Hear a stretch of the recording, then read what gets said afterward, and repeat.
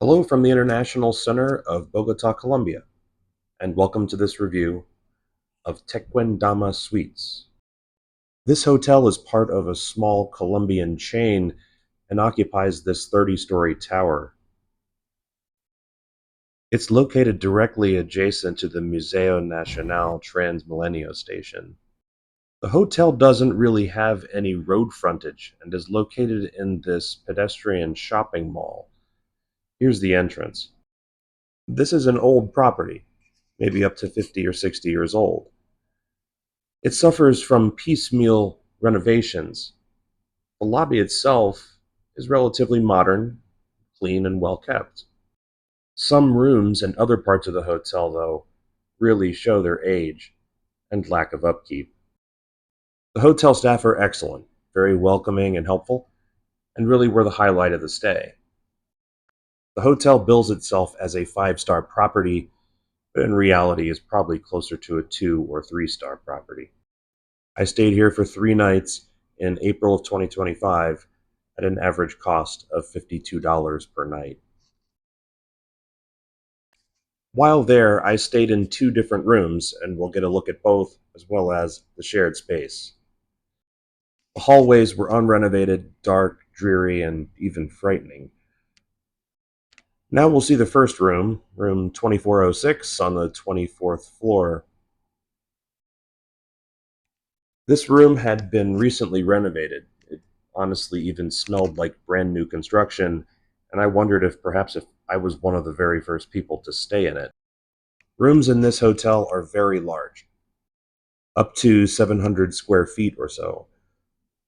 This room and the second one I'm in were 1-bedroom apartments, complete with a kitchenette and a separate bedroom. You need to be aware that all rooms in this hotel have no climate control at all.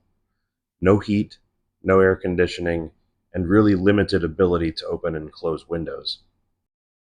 In fact, windows are a weakness of this hotel. They're very thin, old, and not functional, and lead to a lot of noise pollution. Both rooms I stayed in had this kitchenette, which is a great feature to have. Maybe you can prepare foods or keep leftovers or keep cold drinks in the fridge. The robot vacuum was a bit of a strange choice, as was the personal Alexa. There were plenty of other strange choices in this room as well. Both sinks use motion activation. Several outlets and light fixtures didn't work at all, and the push button switch system was temperamental. However, this first room was quite comfortable, except for noise. I mentioned the street noise already, but as rain started overnight, it was dropping onto this gutter system that was outside of my room and making so much noise that I had difficulty sleeping. At about 3 a.m., I went to the front desk and asked to change rooms. There is a closet with an ironing board, and here's a look at the bathroom. Some limited toiletry items, including shampoo and soap, were provided.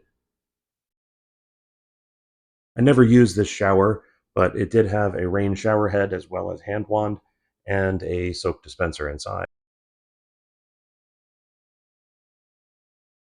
One strength of this hotel was the city views. This is the view from the first room window. Some excellent views over Bogota's skyline.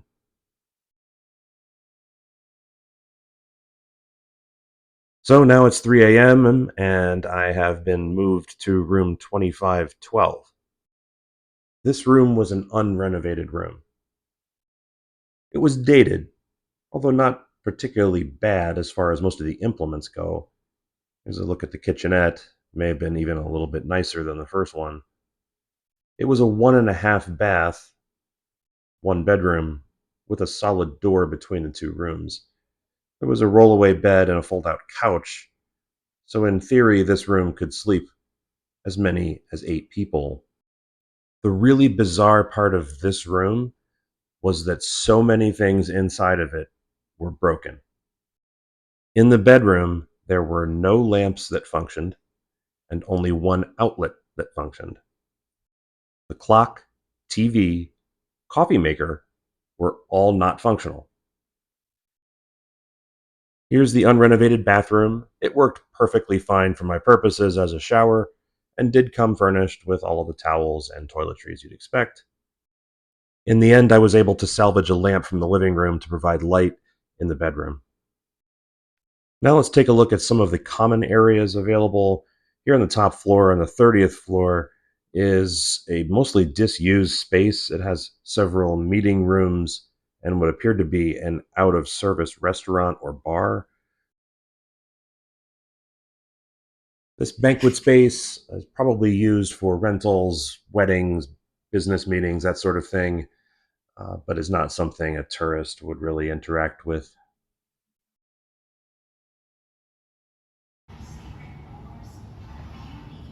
After a quick glance at the terrifying hallways, we'll go down to the restaurant, which is on the fourth floor, Restaurante La Terraza, which you'll see on Google Maps as a separate entity from the hotel.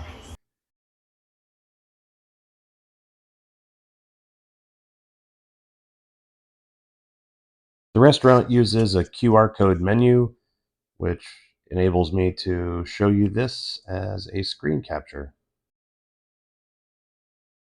Overall, the food was very good, as was the service.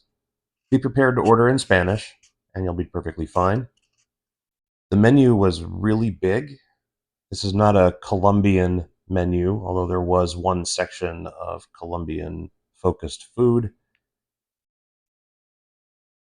Both my meal and the two tables next to me reported that their meals were very good. It was an expensive restaurant comparatively.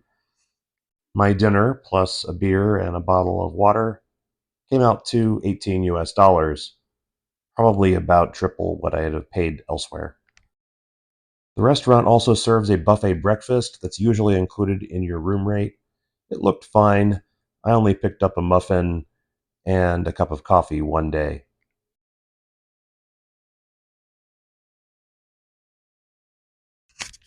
Exiting the restaurant, we can explore the rest of the fourth floor. This has a couple of common areas that you might use. I don't know. There is this fitness center and a door that was labeled as a spa. I didn't see anyone come or go from that, and it wasn't really advertised as available. Seems like a moderately equipped fitness center. Should be perfectly fine for some cardio equipment or free weights. Overall, Hotel Tequendama Suites was a disappointment. It was overbilled as a five-star property, had a bunch of equipment that wasn't working correctly, and had a bunch of noise problems. Hopefully, the hotel continues its renovation program and can bring the rest of its facility up to standards. On the positive side, the rooms were enormous, the staff were excellent, and at $52 a night, it was a pretty affordable option in the center of the city. If I'd paid more than $52 a night, I might be upset, but at that price point, you have to allow a few problems with the property, and overall, it was an okay place to stay in the center city. Thank you for watching. If you got value from this video, please consider a like or a subscribe. I hope you have a pleasant visit to Bogota, and happy travels.